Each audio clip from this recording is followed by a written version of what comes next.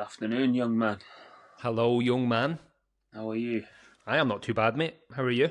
I'm all right, matey. I'm all right. How's your day been? Happy anniversary to you. Oh, And thank you very the much, lady. mate. Oh, this ring's feeling a wee bit heavier today, mate. Yeah. Oh. No, my day's been fine, mate. The weather's beautiful today, mate. So I've been out in the garden, Lovely stuff, mate. just try to get a bit of colour on my legs, because I'm pasty as in. And I need to be looking good for coming over in June. I think I was thinking Right. about this, for us doing the gigs and that. I was like, going to get myself in shape, look good, Scotland top on. Good plan, mate. Sunshine always helps, doesn't it? It's beautiful out there today. Yeah, is it the same in Edinburgh? Is it scorching? Yeah, nice. Well, you still get that sort of like cold wind every now and again, but Yeah. it's getting less colder and colder as the months come in. The good weather. Yeah, I always like the first sort of really nice day of the year, and this is the first really nice day where you can get out and, like, I went and cut the grass in the garden this morning. I was like, do you know what? I'm going to sit out here this afternoon and soak up the rays for a couple of hours because you rarely ever get it after like the crap weather that we've had the last few months. So Yeah. Have you got a nice sun trap in your garden? do you know something? It is a sun trap. Because my garden's like it's got a fence on this side and then it's got like a sort of stone wall round this way. If you set the chair up just right, you catch like the afternoon sun and it just Yeah, all right. Yeah. it just beats down on you, mate. Yeah. Beautiful. Fresh cut grass. Open a tin of beer. You sound like the boy for Happy Gilmore. A fresh cut grass. Birds chirping. So yes, mate. How's your weekend been? The wee one? Aye, good mate. Yeah, it's been nice. We had some friends visitors on Saturday. I was meant to have him till tomorrow, but he wanted to go back to his today because his pals are like going out and about later in the hot weather, and I feel he's getting like FOMO because he's a bit missing out. So I said, "Do you know what, mate? It's fine. If you want to go back today, that's cool." I had to take him back early tomorrow anyway, but just took him back today. And him and his pals. He's got one of those electric scooters, so he likes going out on that and just messing about with his pals, as young lads do, I suppose. I think it's natural at that age, innit? With the good weather and stuff like that, and you just want to be out with your mates instead of being in with old dad. I know, yeah. And if you think back when you were that age, like sometimes you're like, I just want to go out, and because I live like on the other side of the city from where his mum stays, it's like most of his pals are up there. So if he's going out, he's like, he feels quite restricted that he can't do anything. Aye, fair play. It was nice. We watched both the Spider-Man films. Mm-hmm. The original Tobey Maguire ones. We watched the first one on Friday. We watched the second one yesterday, and I said next time you stay, we'll watch the third one. He really enjoys them. Like sometimes I've watched films with him and he asks a lot of questions and stuff. I'm like, just watch and you'll find out what happens. And he loves it. Such a kid thing, like asking questions, and even like Melissa would be the same. Like, oh, so like, is he the bad guy? I'm like, well, why don't you just watch it? Yeah, just no questions are coming. It's like, just watch the film. But at the end, he was like, that was amazing. I was like, so I liked watching a film, and like he's loved it as well. I'm sure if you like that with a wee lady as well. And yeah, we would sit down and watch a few films together and stuff. It's always nice, but she'd be the same, asking question after question. You're like, yeah. So it's very inquisitive, isn't it? Like, I remember like watching films when I was younger and like asking mum and dad, and they'd be like, just wish and watch the movie. Oh. Especially like if you go and watch something in the cinema. I've been in the cinema before, and like if I was with Melissa or someone, or like, and they're like asking me questions, and I'm like, how do I know? I've never seen it. I'm watching it for the first time. Yeah.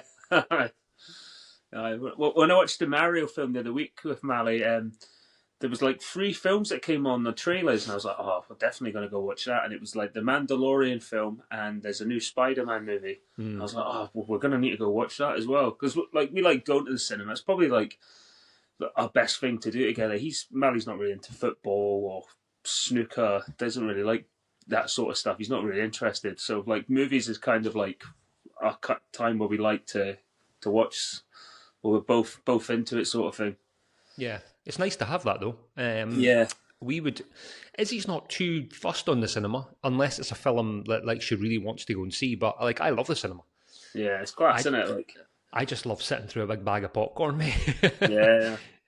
What's your go-to? Is it salted, sweet? Salted all day long, salted Really? popcorn. Oh, mate. You come out looking like Jim Carrey, me, myself, and Irene in the mouth. You're like, big dry mouth. I don't know what, mate. I can never understand salted popcorn. I think maybe because I've been used to eating it if it's been toffee or sweet. So when I had salted, I was like, I don't know if this. Maybe I need to try it again to see if it. Oh, love it. And I can never find a brand sold in the shops that tastes like cinema popcorn. That's probably a lot of nonsense. It's probably of a brand that you get in the shops. Yeah, but true that. There's just something about sitting in the cinema, dark cinema, big drink and a big massive salty popcorn. Oh, I love it, mate. I could go through bags of this stuff like. Cost you like 70 quid as well. Oh, I bet it's worth. That's why we don't go all the time, because we're like, how much was that? We'll go back to the cinema in 6 months. But I think me and Melissa are going to go and see that Michael Jackson biopic. Oh yeah, that looks good. Yeah, that looks good. So we've sort of decided we're going to spend a day. I don't know when it comes out, 2 weeks or something. So we'll be like, that'll be like our anniversary day out, because we got food yesterday, but that was about it. How far is your nearest cinema? Do you need to travel far to get to one? We're about 10 minutes away from one. Yeah, cool. But it's really cool, mate. It's like, I don't know what the cinemas are like in Edinburgh. Obviously, they'll probably be the same, but they're all recliners now. Yeah, most of them are like. And mate, see, like, just I know this is kind of like, most people don't like this, but I kick the shoes off and everything, mate. I have shoes off. I'm like lying position. Popcorn all down my chest. No, I love it. I love the cinema. You can just shut off for a couple hours, like from the outside world, and just focus on it. So it's good. So some cinemas, they must have thought like how to revamp them and make them more appetizing to go. And they thought, why don't we just put like luxurious seats, recliners on, and make everyone happy? Because the first one I ever went to was the Odeon Lux, which is not far from me. And that was like, they've got recliners there. I can't remember I think it was one of the Jurassic Park films. I think it was Jurassic not Fallen Kingdom. It was one of them. The ones with Chris Pratt. And it was like, just reclined. I was like, this is absolutely the life. Just sitting there. It's good, like. It's class. I took Izzy and her pal to see the Mario film a couple of weeks ago. And, like, I'm not going to lie, mate, I might have dozed off for 5-10 minutes. Yeah. Do you know when you're just so comfortable and you're just like, and then the wee eyes went together, and then I woke up and was like, I've missed like 5 minutes of this film. It was great. Yeah. Do you know what? I've never watched in the cinema. I've never watched a horror film in the cinema. I imagine that'd be quite intense. Yeah, with the sound effects and that. I went to see Insidious years ago, and I'm never normally one for being like jumps. Well, obviously, like I like a wee jump scare in that, but man, I came out shitting my pants. Like, yeah.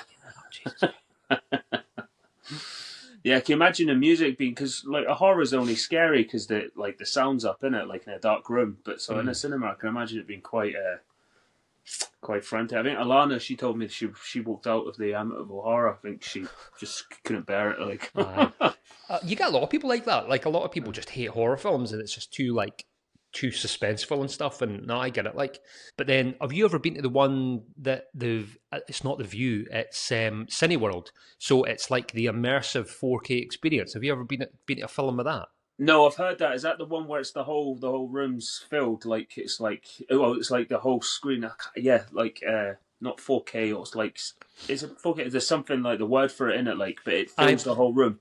It's IMAX. IMAX, that's it. Yeah.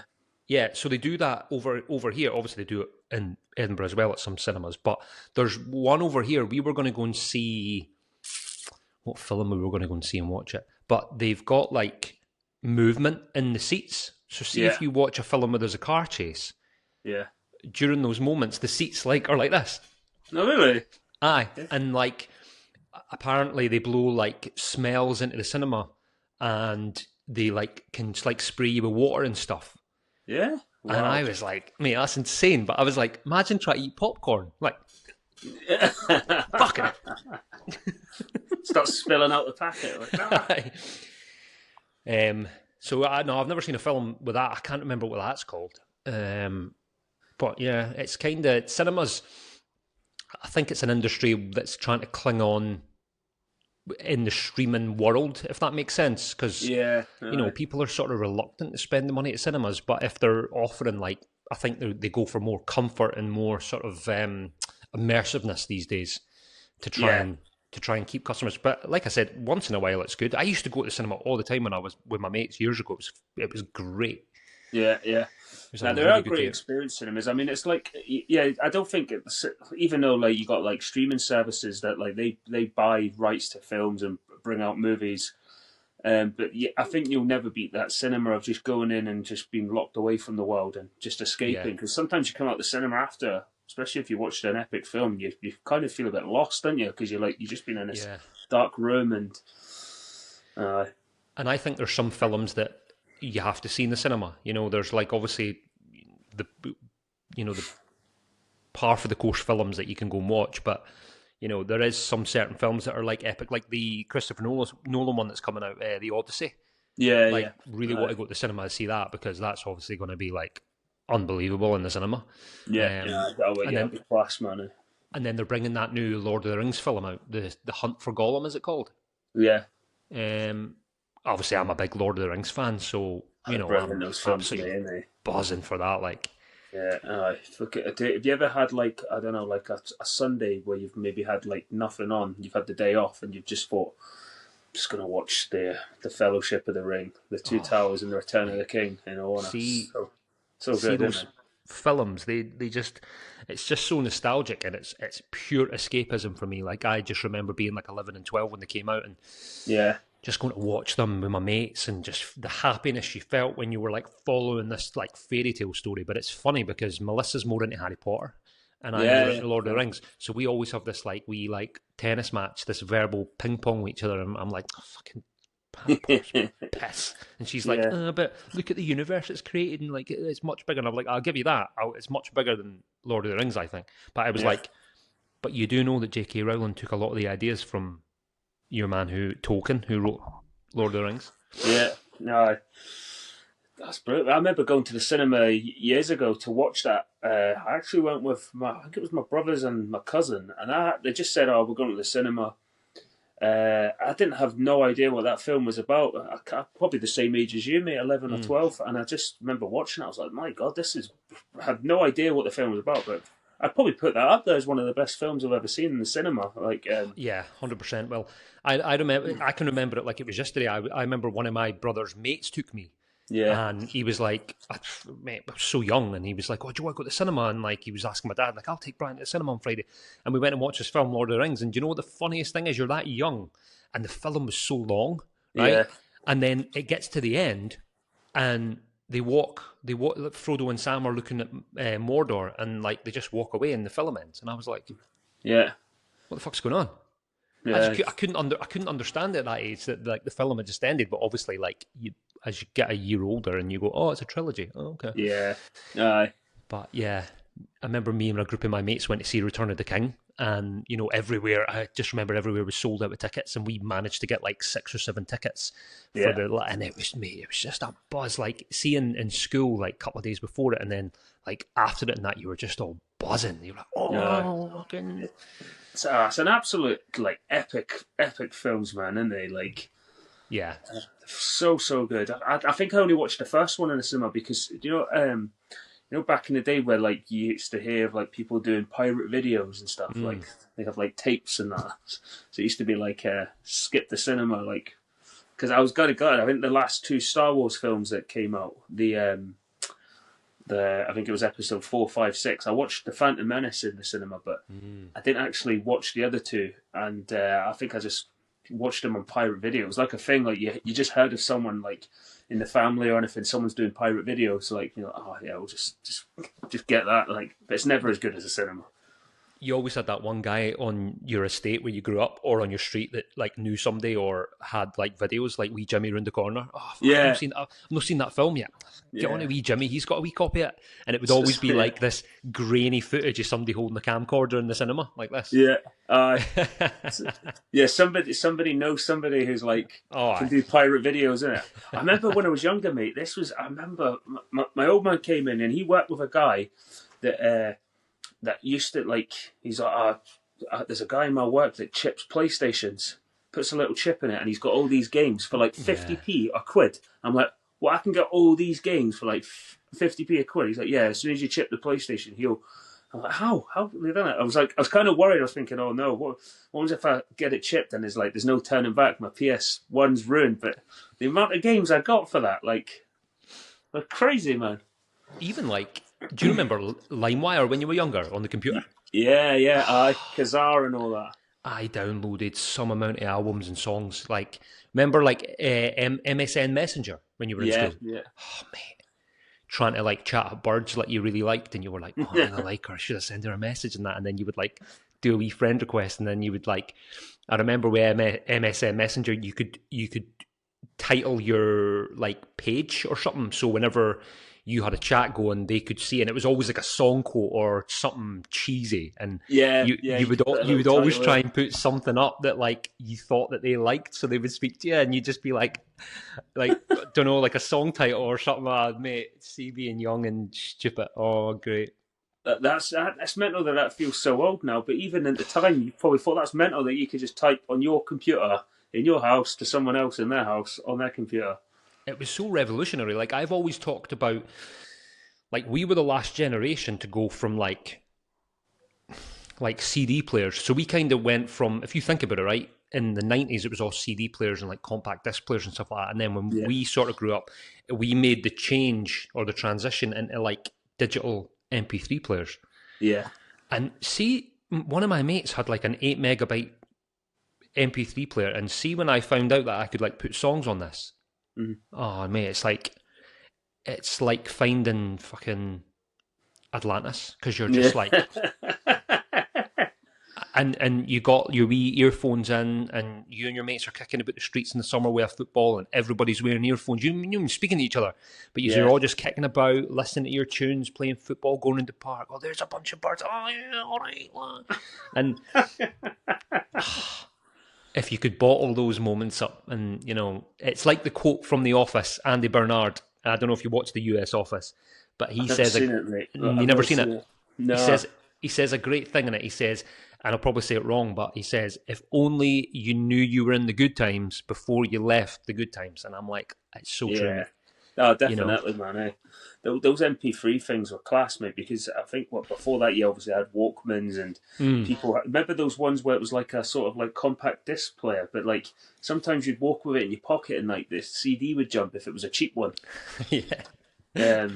But they were brilliant MP3s, and then like they didn't seem to stay around for too long, because I think, obviously smartphones now have got everything. They probably thought, right, you had the iPod and all that, and they probably thought, well, how can we just condense all this so people can just get their music on their phones, everything. So, I think like the transition from CD players to iPhones was quite quick. Yeah. So I don't know the timeline, but like I remember, you know, you had like the Nokia 3310 with Snake and stuff like that on it and that, but from what I can remember, it was quite fast from going from that to like an iPhone or something, or an iPod where you could put music digitally. Yeah. Because I remember having this old Nokia phone, and it was almost like a pebble shape. It was like this. And it was after the 3310s come out. And I got it given from my sister-in-law, I think. She was like, oh, you can have this because I've got a new phone. And it was amazing because you could get FM radio on it. So when I was, now this would have been 2005 when I was 15, because I was getting the bus to school. And I would sit on the bus in the morning and listen to whatever the show was, Fourth One or whatever. And what you could do is you could press record, and you could record from the radio. So I would sit on that bus every morning and like listen to like Oasis and Kaiser Chiefs and the Doves, who else, Kasabian, and like I would just be like, that's how I discovered the Arctic Monkeys when they came around, because I heard their song months before. Do you know I Bet You Look Good on the Dance Floor? Yeah. So I was on a bus one day, late 2005, because they came around in 2006, and it was Jo Wiley's show, and she said, oh, there's this band from Sheffield, they're going to be unbelievable. This is the song, and she played I Bet You Look Good in the Dance, and I was like sitting on this, listening to the radio going, oh my God, what is this song? It's amazing. Yeah, class, mate, class. Just from this little phone, like it was crazy. And did you feel like then, like listening, like, oh, Arctic Monkeys, they're going to be huge? Well, I always said that I think it was everybody has that moment in their life. My dad had it with the Beatles. My brother had it with Oasis, where you hear someone for the first time and you go, "Oh my goodness!" Like it all just makes sense to you.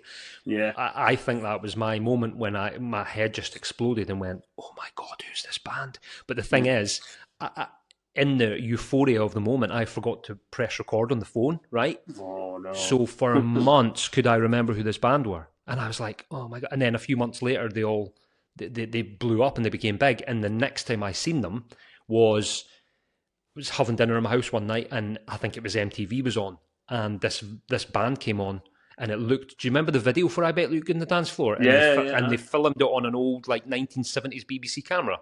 Yeah. And I was like, "That's that band that I heard," and they were like, I was like, "That looks like it's from the 70s. Why?" I thought it was a new band, but obviously I didn't know that they'd recorded it on an old camera. So that was like, but for months and months, I was like, to my mates, "Oh, I've heard the song, it's amazing, blah, blah, blah, blah." And for the life of me, I couldn't remember the name of the band or the song. And then a couple of months later, they release it and they just went, pfft. Yeah, skyrocketed, man. That's mental, isn't it? Like, so yeah. They were huge when they came out, man, weren't they? Just like everybody was into them. And even being that young guy as well, you just like kind of like, just for the culture of the age we were, they were just massive. Everyone was into them. First album's class. I kind of went off them after the first album, and I didn't really like them from the second, but that first album to me is still up there with one of the best debut albums, it was class. It's meant they've changed a lot as a band as well, haven't they? Like, he's a bit the strange, left. They're just they're unique sort of band, but they're far from that sort of like indie rock band when they first came out. But it was different. It was like indie and punk sort of like the lyrics as well. Class. It was like indie disco. That sounds a bit stupid saying disco because you think of like 1970s New York, like disco, but like it was like indie music that you could proper dance to. Yeah, and it was always all over like the wee under 18 clubs and stuff like that. And then from that you had like the Libertines and Jamie T, and then you had like the Wombats and stuff like that. It was like that proper like indie disco vibe, and then the Strokes came along as well from America. And mate, it was something changed everything, man, innit? That's why I always say about that quote, like, if only you knew you were in the good times when you knew you were in the good times, because you sort of just take it all for granted and you just listen and you just go about your daily life. But like, if you could go back to those days and go, I am living in a pure vibe here, because what I remember about that mid-2000s was that like Kasabian had come out in 2004 and they were massive. The Doves, Oasis had released Don't Believe the Truth. And then as you moved into 2006, then this big movement of indie came. And mate, it was just class. It was looking back, you go, wow, I completely missed that. It all went over my head. Like, enjoyed the songs at the time, but it just completely went over my head whenever it sort of all faded away. Yeah, it is right, man. You don't actually realise like good times like that and you probably you don't realise you're actually in it, do you? Like until when you look back, like one of the bands from that sort of genre, like the Cooks, I was never like big on the Cooks, but now I listen to them now and I think they're actually a really good band. But just when I was younger, I just thought they were like, I don't know, it just seemed like a silly indie band. But when you're older and you like appreciate like different music, you're like, no, they were good. It's just at the time I didn't really get them, sort of thing. Well, see, I always used to dislike the Smiths growing up.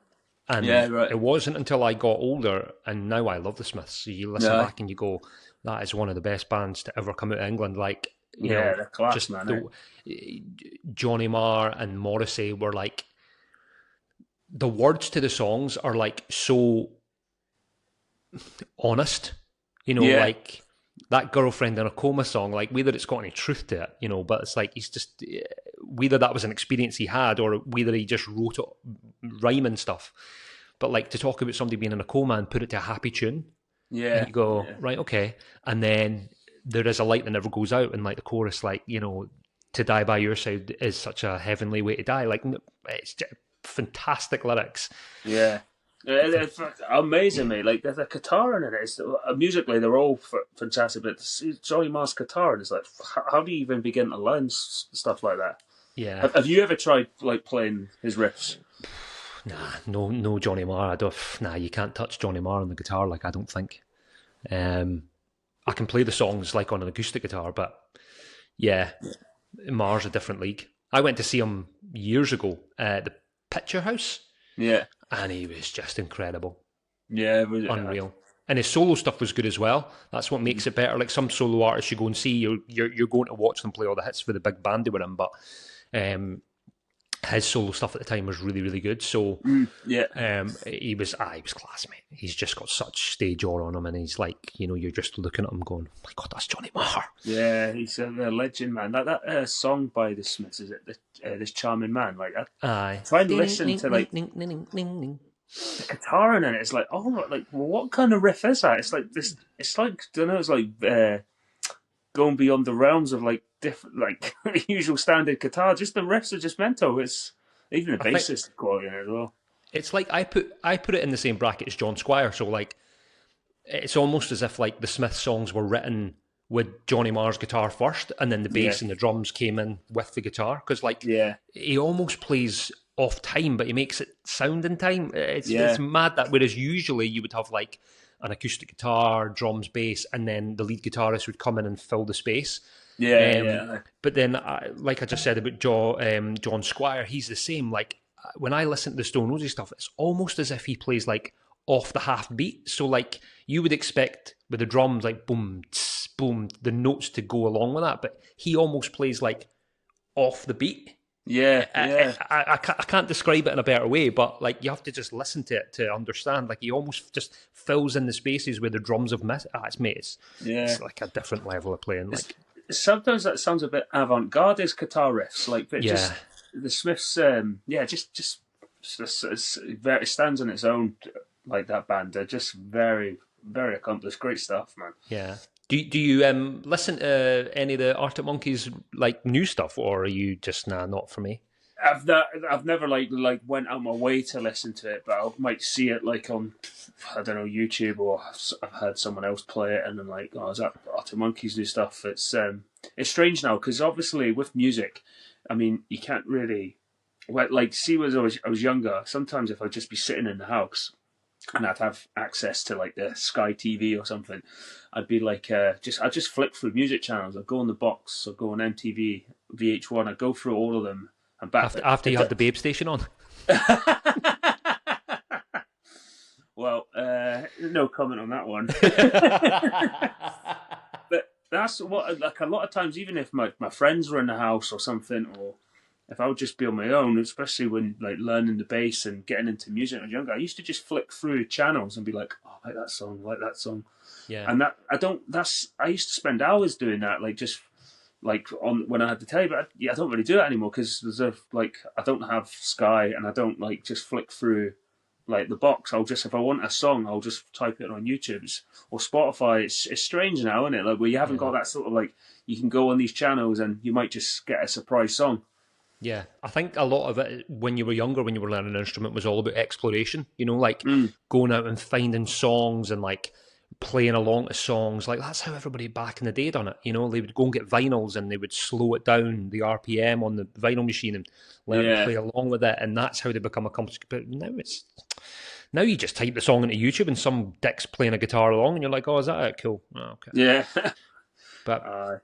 I had this pedal years ago called an NUX pedal, and it was this little red and white box, and it had effects and it had reverbs and stuff like that and chorus, but it had like your input and output for your jack guitar, and then it had auxiliary in, so you could plug a MP3 player into it, and then it also had a headphone jack. So what I used to do is I used to plug my iPod into it, and then plug my guitar in, and then plug my headphones in. And then I used to just go through my iPod and play songs. And one of the best ways that I learned to play guitar was getting live tracks from bands. So obviously, like Oasis was a big one for me. And their live gig in London, Familiar to Millions? It was in 2000. Yeah. I had that whole album, right, on my iPod. And I would play that from start to finish. So I'm hearing myself playing along with the guitar through the pedal, along with the track that's on my iPod. That's brilliant, man. You're like jamming with a live accomplished band, and that's what I've always put down to how I feel like I've got quite good timing when I'm in a studio. It only really takes me 2 or 3 takes to get something down.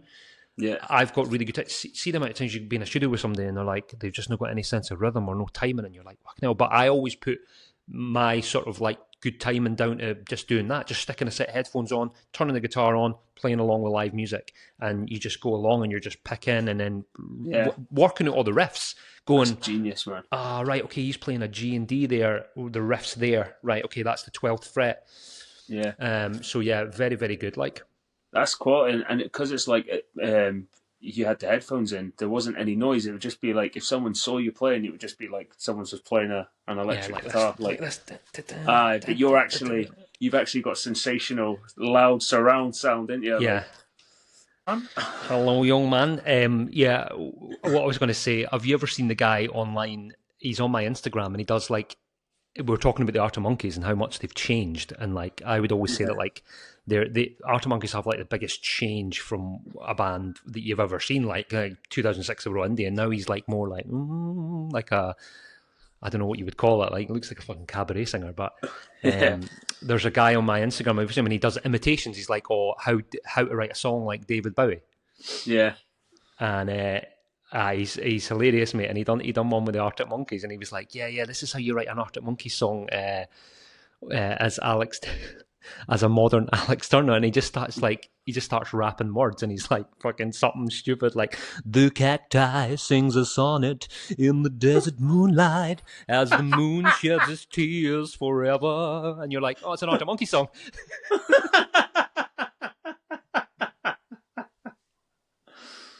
Who is that guy? You need to point me in the direction.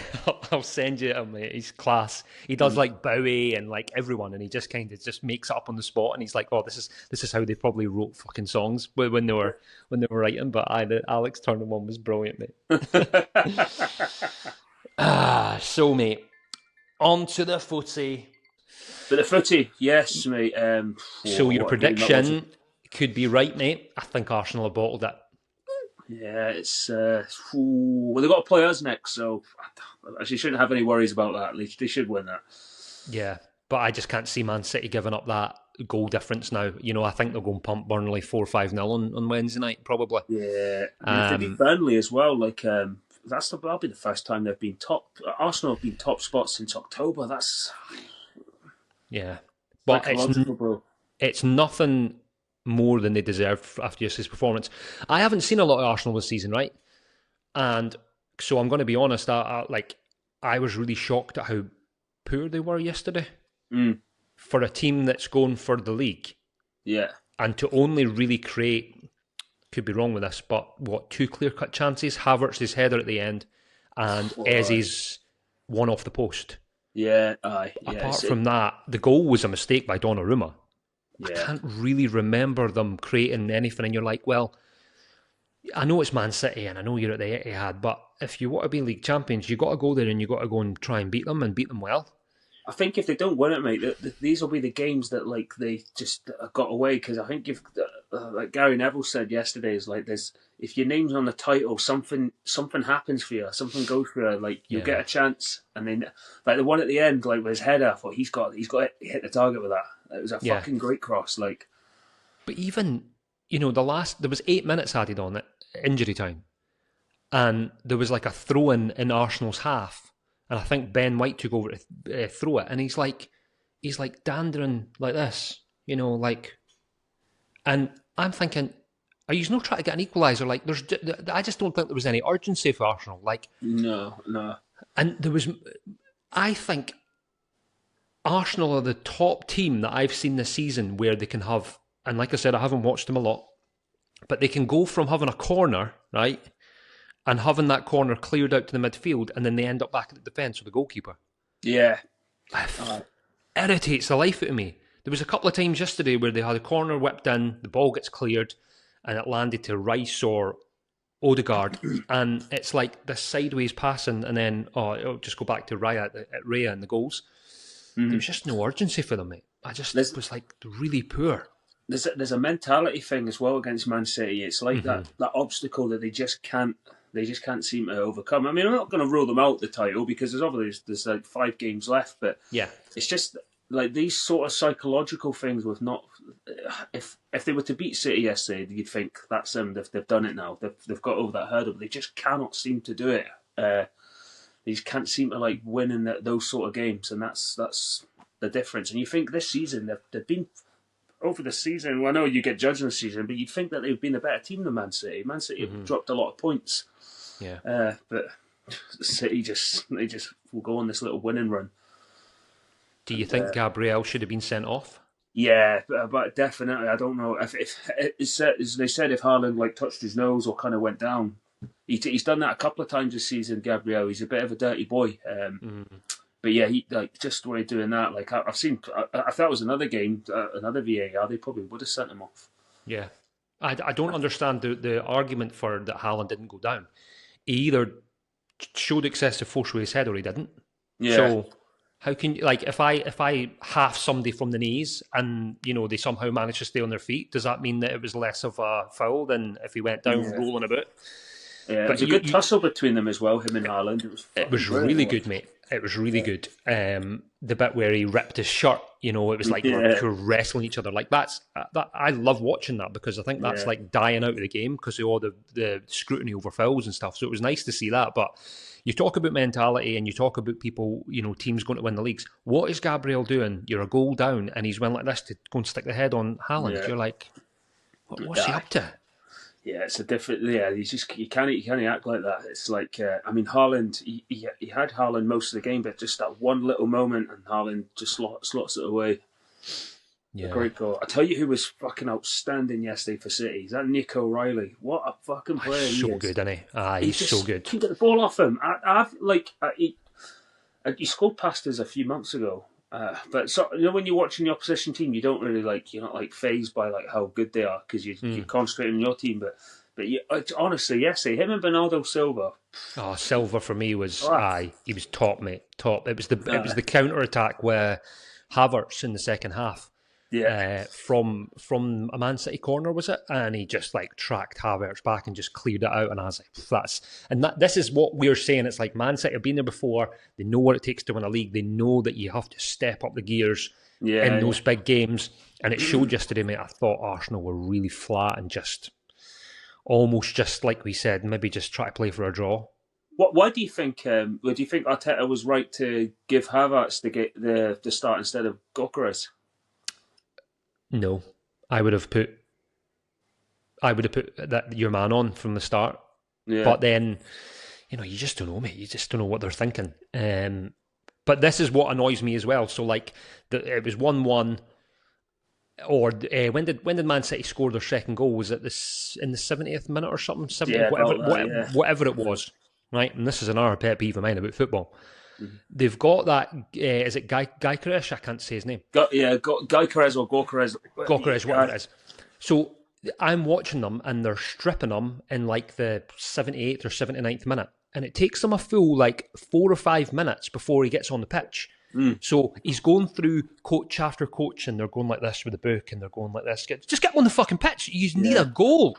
You're chasing a league title. Get them stripped, 75 minutes, and get them on and just go and score a goal. See all this bullshit about, you need to play there and you need... You're on the verge of losing the league title here. Be like, fuck the patterns. That goes out the window. Just get on and get in the box. That's all you can do, isn't it? Yeah. It fries at my brain. I just don't know. I'd love to have a mic on the touchline to hear what they talk about when they're making these, when they're talking about stuff. Because back in the day, if it was Fergie or Wenger or something like that, they would just throw in 2 strikers and just be like, win the game at all costs. I don't need to. They're professional football players. Yeah, I know. They get the ball and they try and score. That's it. And even in the last in injury time, Arsenal once again they're just popping it about the back, and Gary Neville was like, they're looking for an opportunity to cross the ball. Looking for an opportunity to cross the ball, just get it, go direct into the box and work off the knockdowns. It's funny.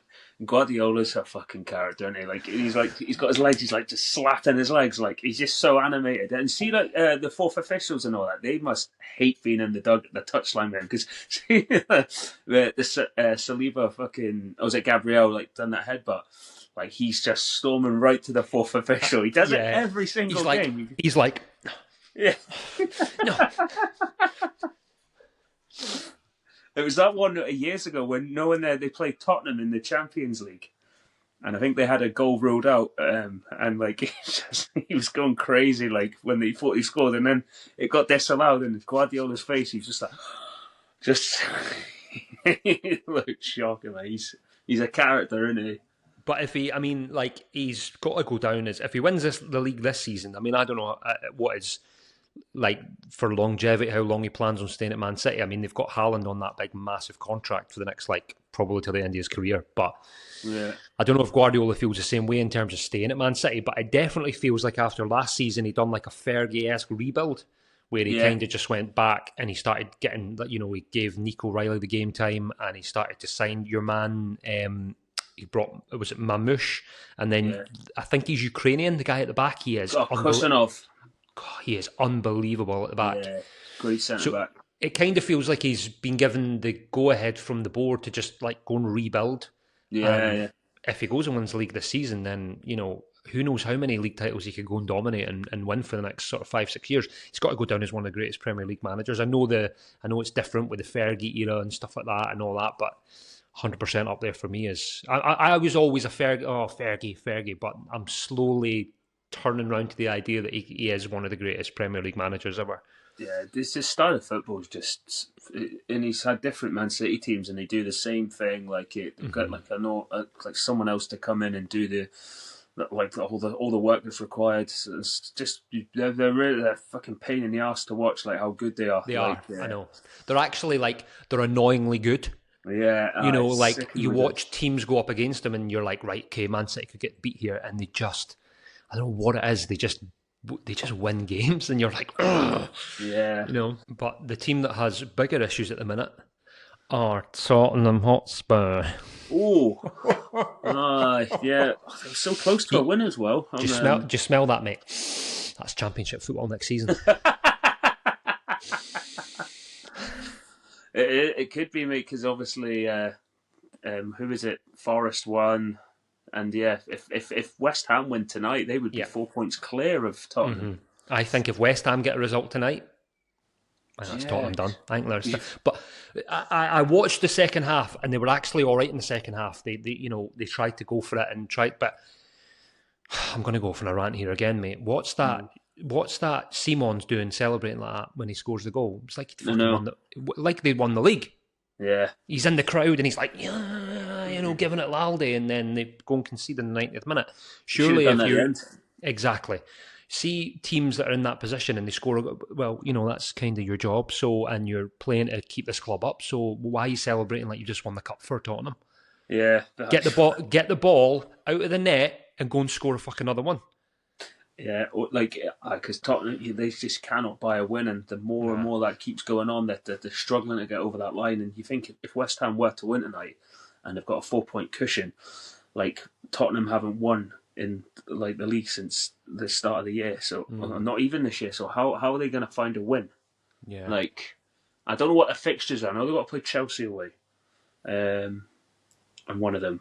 But if you haven't won in so long, it must be hard to get over that line again, to find that willingness and confidence to go out and win again when you are desperate for points. It's whenever, like, I remember Hibs getting relegated in 2014, and we were like, I don't know how many points we were clear of the relegation zone, and then we just went on a run. And see, after 5 or 6 games, there's just nothing you can do to win games. No. You hit posts, you hit the bar, you have goals disallowed, you have penalties against you, red cards against you. If it's meant to be, it's meant to be. And sometimes you just not got to stand in the way with frustration. You've just got to let it happen. Yeah. I remember the first time we got relegated, mate, and it was the last day of the season. I think we needed to bet a Hull's result, and they were playing Man United. And it was just like we got beat 2-0, but the first goal was just a deflection, like a freak deflection. You think that's just the writing's on the wall when shit like that happens. 100%. Yeah, it's horrible. Like I do sit like not have any despise to Spurs or anything, but a team in that mess, it's like. But as we said, mate, if they do go down, it's not the end of the world. They'll just press the reset button and they'll go again. Aye. And like I said, it could be the best thing for the club, as much as that sounds counterintuitive. Getting relegated means that you just have to start again. And I think with the players that they've got at the club. I really like the kid with the blonde hair. He came on in the last sort of 15 minutes, and he actually created the goal. His first touch was the assist for the goal for Simons. Is that Bergvall? Ah, mate, yeah, he's a great player. Yeah, I really like him. Archie Gray's good, but they're not experienced enough to be sort of leading a club like Tottenham out of trouble. So I think possibly, if they did get relegated, they'd have to sort of sell all those players on to try and steady the books maybe, and you never know, start again, do a Villa, come back up stronger, but. Van de Ven's good as well, man. So there is actually a few players there. You're probably licking your lips as other Prem teams thinking, we'll take them off your hands. Oh, I like that one. Oh, I'll take that. I'll take that one there. Thank you very much, son. A Tottenham Buffy. We're having them. All the hiring directors are just like, Yeah. Sorry you're going down. But how much is he worth? We'll take him off your hands. How much is he worth? 60 million. Yeah, we can't do 60. I'm afraid. We'll give you 10. Yeah. So Scottish Cup weekend this weekend. Neil Lennon is going to be facing his former club Celtic in the final with Dunfermline. Kudos to Dunfermline. Well done from the kingdom getting there. Yeah. But it's.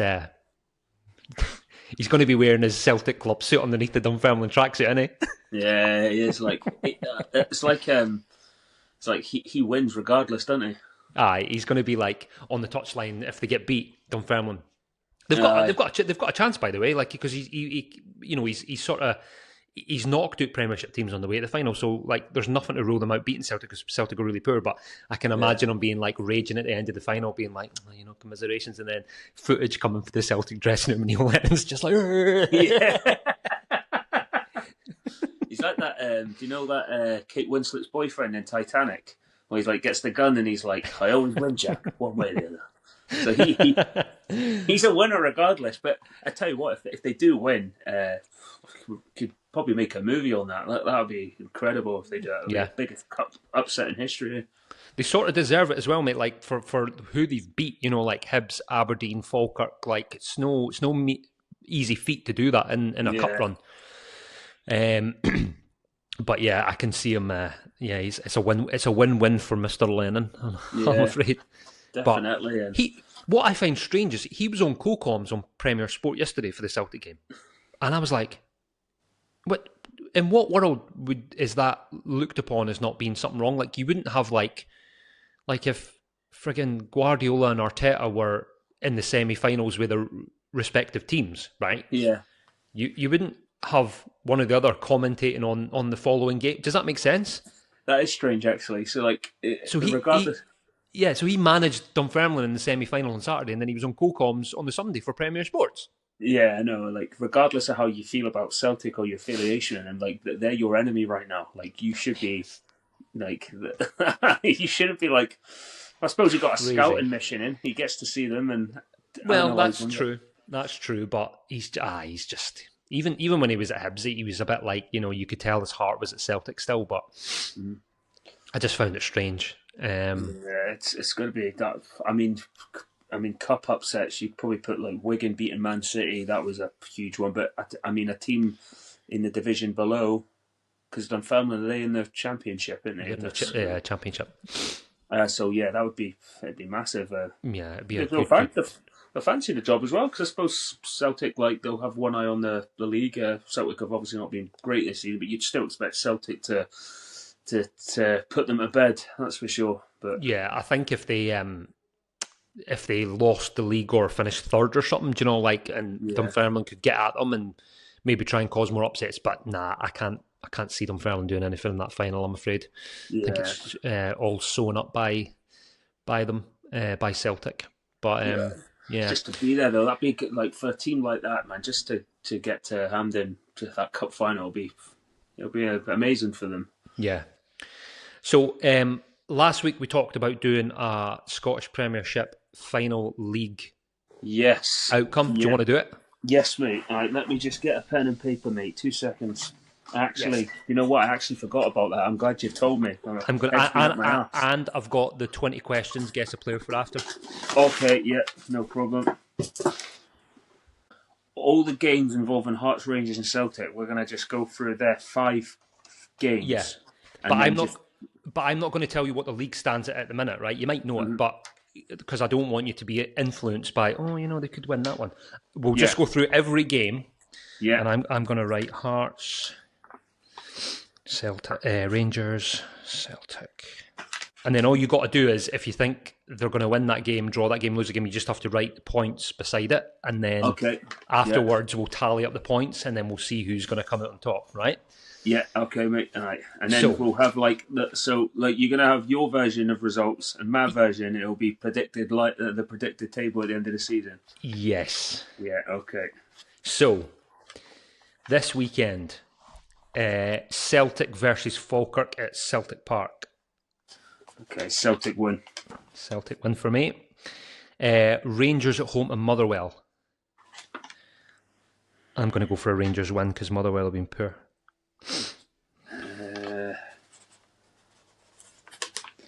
Motherwell have died off a wee bit, haven't they? Yeah. They're still a good team, but I wonder if their players might just be on holiday. They're just thinking. They played really well against Hearts the weekend. Like the scoreline flatters Hearts. Yeah. They should have at least got a point, but they didn't. I think their confidence has went a wee bit. And I'll probably just say a Rangers win. Okay, so 3 points for Rangers. And then the big one, the Hibs Hearts derby. I'm going to go for a Hibs win. I have to go for a Hibs win. I'm clinging on to hope here. That's Sunday, isn't it? That's on the Sunday, yeah. Right. For your sake, I do hope Hibs win, but I think my head's going to say a draw on that one. Mm-hmm. Fair enough. But I know what you're thinking. I would love it if we beat them. Love it if we beat them. Right. They've still got to come to Easter Road. Right. The following weekend, Falkirk and Motherwell doesn't matter. You've got Hibs and Celtic at Easter Road. At Easter Road, yeah. Easter Road. That's a tricky one. I'm going to go for a Hibs win because Hibs beat Celtic last time at Parkhead. I'm going to go for a draw. And I think that, do you know why? Because Celtic, when they've been playing away games recently, they have edged matches. But I don't know. I think I can just see maybe a draw or a Hibs win. I'm going to go for a Hibs win. Okay. And then the big one on it's Monday. It's Monday the 4th of May at half 5. Hearts and Rangers at Tynecastle. That's going to be massive. I'm going to go for a draw on that one.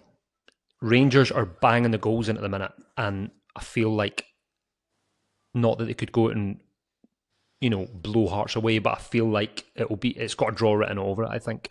You reckon? I think that's a game. That's a must, regardless of this. I think that's a must winner for Hearts. Tynecastle, they've been a bit of a force there. I'm going to go for a Hearts win on that one. Ooh. I'm going to go for a Hearts win. Okay, so the following games: Motherwell versus Hearts at Fir Park. I tell you what, mate. Seeing the second one, putting Rangers and Celtic to both lose on the same weekend, that doesn't sound right. Rangers and Celtic fans are going to fucking hate you, mate. Motherwell Hearts. The third fixture, Hearts Motherwell. Where's that at? It's at Fir Park. I'm going to go for a draw. No, do you know what? I'm going to go. Feels like I'm really anti-Hearts here.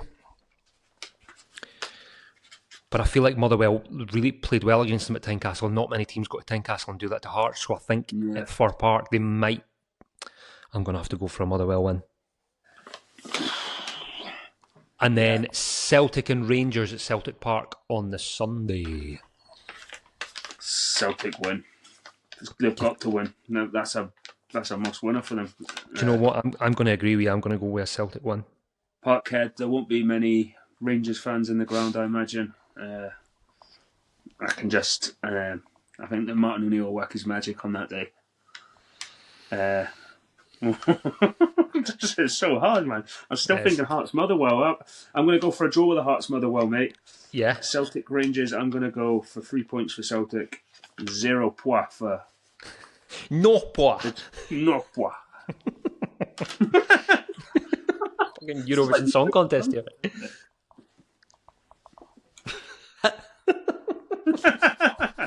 Hello, Finland. Can we have your points, please? Hello, Glasgow Rangers. 0 points. Right. Fourth game of the split. Hearts at home to Falkirk. That's a Hearts win all day long for me. At Tynecastle. At Tynecastle. Yeah, mate, I agree. There shouldn't be... That should be 3 points. So I'll go Hearts, 3 points. Motherwell at home to Celtic. I would go... I'm going to... They outclassed Celtic last time at Fair Park. I'm going to go a Motherwell win. Motherwell win, mate. I'll go for a draw on that one. And then Rangers Hibs at Ibrox. That's a Rangers win all day long. Might as well hand them the fucking points now. Yeah, man, I have to say, what was the result last time you played?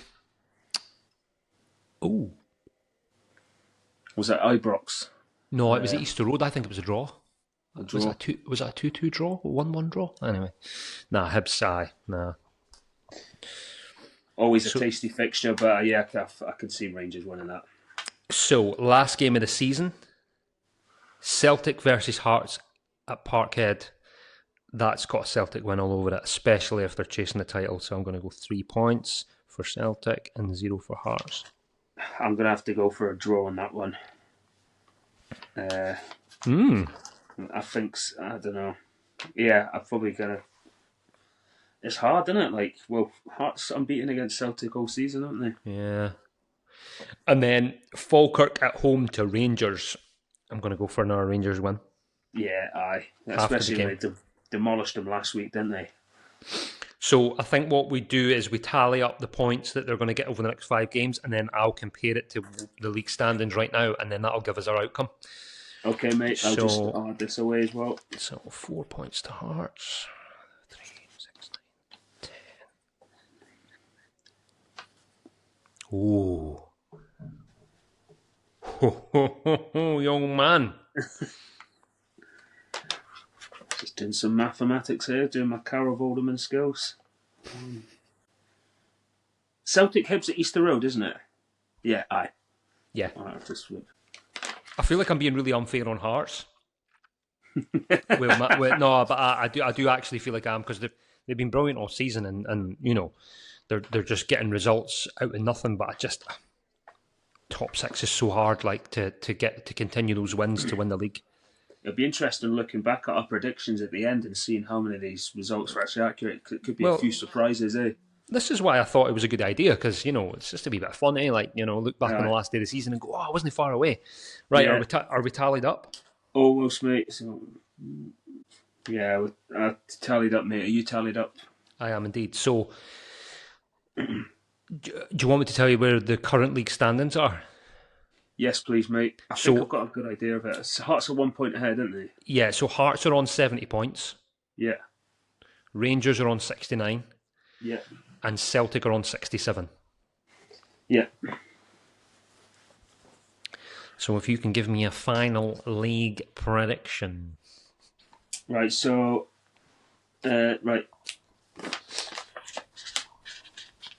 So I've tallied up my predictions. So Hearts are on 70 at the moment, yeah? Yep. They win all their games, they'll be on 79. Mm-hmm. Rangers are on how many points? 69? 69. 69. They will be on 78. Ooh. Celtic will be on 75. So I have Hearts as winning it by 1 point. 1 point. So Hearts 79 points, Rangers 78 points, and Celtic 75 points, mate. So that's what you're looking at now. Is nothing changes. Yeah, nothing. Fucking hell. Yeah. Yeah. I'm going to be absolutely caned by Hearts fans here. I've got Rangers winning it with 79 points, Celtic second with 77, and Hearts finishing third with 74. Oh. Sorry, Jambos. Have you put Rangers? How many points did you put them to get? 10 points. 10 points. So both Rangers and Celtic to get 10 points post split. And did you put the Old Firm as a draw? No, I put Celtic. And Rangers to win the rest of their games, but they'll lose to Celtic. Yeah. I've got Celtic to beat Rangers at Parkhead. Yeah. So I've got your predictions here. I'm going to just put a wee circle around there. Matthew's predictions. I feel like I've been quite generous to Hearts, even though they're sluggishly getting through matches. That's one of the reasons why I feel like it's going to go the other way for Celtic or Rangers. It's just because they've not been great, and I think most Hearts fans would agree with that. They've not been like spectacularly good winning games. They've sort of just... I mean, the game at the weekend, it's never a penalty. Like, you're no telling me that that's a penalty when Welsh is, went to kick and Kabori's got his head at his foot, So I think they're just getting those little decisions, and I think post-split, Celtic and Rangers would be firing to get that title. So, sorry, Hearts fans, but I think you're finishing third this season. I think the next two games for Hearts, I mean, if they... their fate of their title race is coming down to the next two games, I probably think, because if they lost to Hibs, they'd have to beat Rangers. Even a draw against if Rangers win at the weekend and a draw at Hearts and Hibs, I think we'll probably know by the following weekend if Hearts are going to show us what they're made of. Mm-hmm. But they're gonna have to get past you guys, and that'll be your cup final. Yeah, it's a big game for Hibs. Like, they need to just go out and just do anything they can to stop Hearts winning. But then again, to be honest, I've put Hibs winning that game. But my head, that's coming from my heart. My head's telling me that Hearts will come and either they'll get something from the game, I think. Well, I mean, because you beat them at you bossed them in the first half of the Easter Road game early in the season. Like, that's if there's. I mean, this isn't just an average Hearts and Hibs game. Like, there's something on the line here. Like, if you beat them, like, you're stopping them achieving the miraculous SPL win. Like, that's something to play for. Like, even though it would be nice to see another SPL team win, but I'm sorry, Hearts fans. It's not going to be them, Matthew. Yeah, not Hearts. No, never. No, absolutely not. It's who knows, mate. Like, it'd be interesting to see our predicted scores and see how many of them come to fruition. Like, I'll try and put a little graphic on the YouTube video to see, like, to make them appear on the screen. Like what they do in YouTube videos, they go, "Oh, it'll appear here." Yeah. So I'm gonna point there, so in case it comes on screen. But yes, that'll be interesting to see if we can get them right. Are you ready for your 20 questions? Yes, mate. Let me just get my thinking. I'm getting the player. Mo Salah. Yes. Fuck. How'd you get that? So you've got 16 to beat. 16. Nice. Okay. Mate, we're turning this podcast into a game show. I'm going to have lights and everything behind me next time. Come on with the suit with the fucking, do you know, like the panel board that the presenters stand on? Yeah. He's got 20 questions to get the player right. Go for it, Matthew. Okay, mate. If you win, are you taking the holiday or are you taking the car? I don't know what my wife will want. I could do with a holiday, but I could do with a car. Just don't give me what they called a boat or something, because I don't want that, because I live in a high-riser flat, so it's no use. Could you imagine? The speedboat. Right, whenever you're ready, sir. Okay, mate. Does this player play in the Premier League? No. Does he play in Scotland? No. Does he play in Europe? Yes. Okay. Does he play in La Liga? No. Does he play in the Bundesliga? No. Does he play in Serie A? Yes. Okay. I'm trying to think of this. Does he play for a team that plays in blue? Yes. Is he Scottish? Fuck. Yes. Is it Scott McTominay? And that's the end of Gig in the Game for this week. Thank you very much. You've been a great audience. Thank you. That was, I mean, I thought, I don't know why I thought you were going to struggle with that. That was a really bad choice of player, wasn't it? Well, I was struggling, mate, because I thought Premier League or SPL. I was like, I don't really know too many players that play in the other leagues, but I'm guessing you would have made it quite favourable. Like as a player that I would have known. Yeah, it's going to get harder. It's going to get much harder as the weeks go on. That was like 6 questions. That's terrible. Oh, you're gonna like try like give you like one of those like fourth choice goalkeepers that like are like 39 and they're only like Scott Carson. Next week it's going to be somebody for the Australian A League or something. You know? Yeah. Oh fuck. No. Yeah, well, I suppose Saudi Arabia could be a good one because like, who are the players that play over there? Yeah. Or the MLS or something like that. No, that was really... I thought you were going to struggle with that one. I thought you were going to be like, you know, has he played in the Champions League? Has he done this, that? You got that really quickly. With Italy as well, I'm like, I know a few players, but I don't know... Like, I know there's a Scottish contingency over in Napoli, so it's got to be one of them. So, no, thank you. I think you've done me a favour there, mate. Yeah, probably picking, you know, probably the most popular Scottish player to play in Italy wasn't a great idea. If I'd went with somebody like Lewis Ferguson who plays for Bologna, you might have struggled. But yeah, big time. I would have struggled there, mate. Lessons learned. Do you know what, mate? I'm actually cheesing, right? So the Snooker World Championship started on Saturday, and that's the next 17 days. The telly is taking care of itself. Ooh.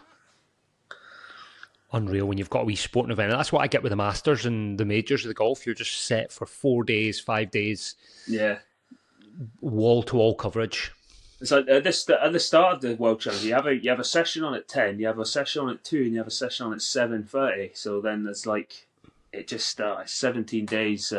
I'm buzzing for it, mate. I don't know if Ronnie can win his 8th world title. This is the token thing. Can he finally beat it? Can he get the title? Like I said, I don't know nothing about snooker, mate, and I don't watch it. I'm not a fan of it, but obviously, big tournaments. You must be buzzing. Got your TV schedule all worked out and that. Know who's playing when, and it's class. Yeah, buzzing for it, man. But do you know what, mate? I'm really looking forward to the SPL fixtures this weekend now. Like Newcastle season's just like an absolute fucking shit show now. So I'm just gonna focus on rooting for the Scottish football now. And see whose predictions come true. Yeah, mental, mate. If one of our predictions were right, like with those results, like we should have put some dollar on it. Yeah, first round at the Ravelston. Oof, cheeky. Yeah.